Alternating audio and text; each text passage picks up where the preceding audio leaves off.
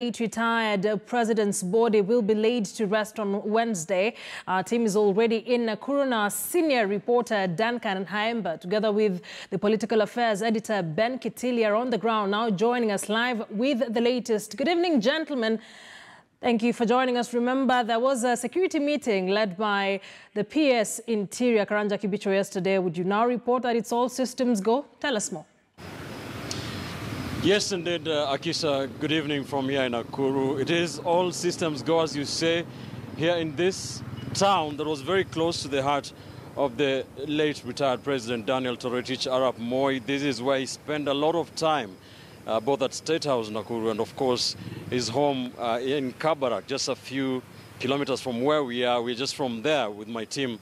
And, of course, we're here to cover this send-off, the send-off of the late President Daniel Toroitich Arap Moi, in the way only we here on KTN News can.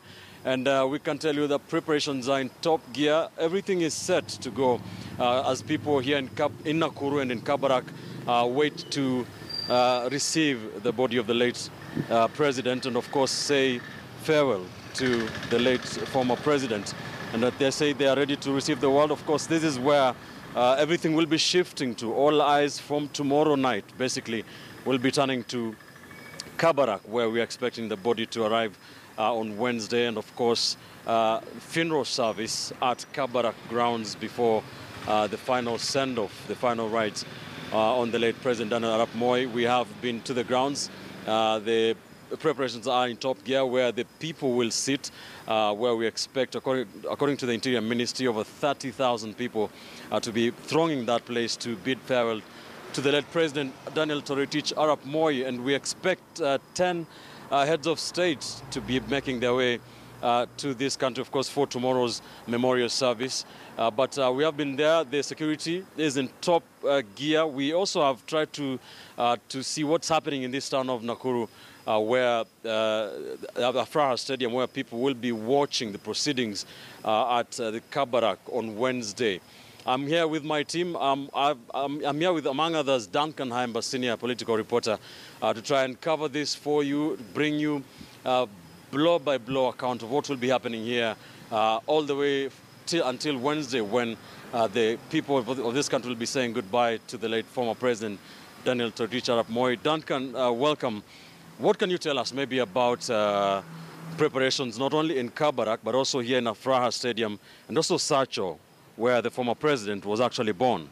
Yes, in terms of preparations, of course, you've seen in terms of security, it's really tight because as of this evening, we've seen a heavy contingent of the General Service Unit. They've already touched base. And of course, we know that tomorrow now the military will be taking over proper, because they will be sending off. It will be a send of a retired commander-in-chief, the late president. And as far as Sacho is concerned, that is his ancestral home. That is where Mzee Moi was born, where he was raised. That is his village.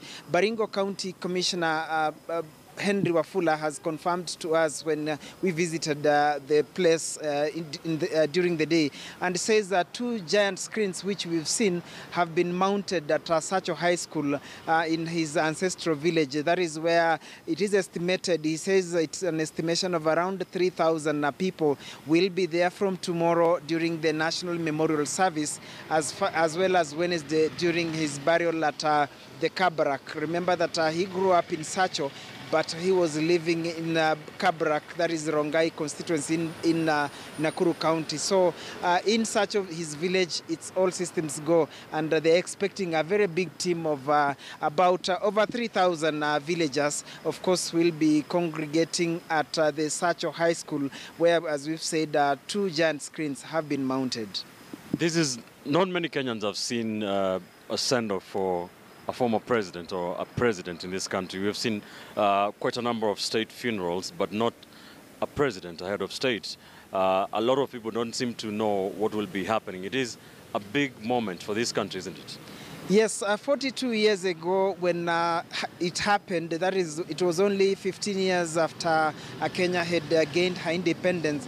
When the late Mzee Jomo Kenyatta died, the population was not that big. In terms of exposure, the media, the country, it is not what we are expecting. When you talk to people who were there at that time, we were not born, some of us, but you hear people saying that they only relied on radio, and that was then it was VOK, KBC or VOK at that time. So not many knew, not many could watch. They could only follow the events on radio, and we are not sure whether it was live as the way the technology and communication has advanced during this particular time. And therefore, when you look at this one will be one-off, it will be historic, because for those who will not be at the Nyayo National Stadium tomorrow, and those who will not be at the Kabarak University grounds on Wednesday, they will be watching on television. Those ones that will not be watching on television, they will be following on radio. Those ones that will not be on radio and television,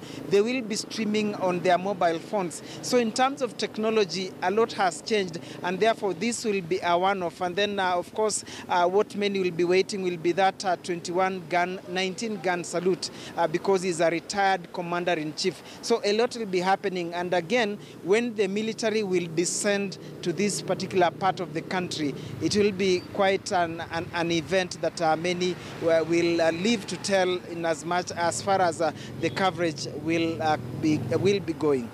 Indeed. Thank you, Hayamba. Thank you, Duncan. The nation continues to mourn. We continue to cover this for you in the way only we here on KTN News can, here in Nakuru, all the way until Wednesday, when the nation will say bid farewell to the late retired President Daniel Toroitich Arap Moi. We have been to Kabarak. Preparations are in top gear, as we said.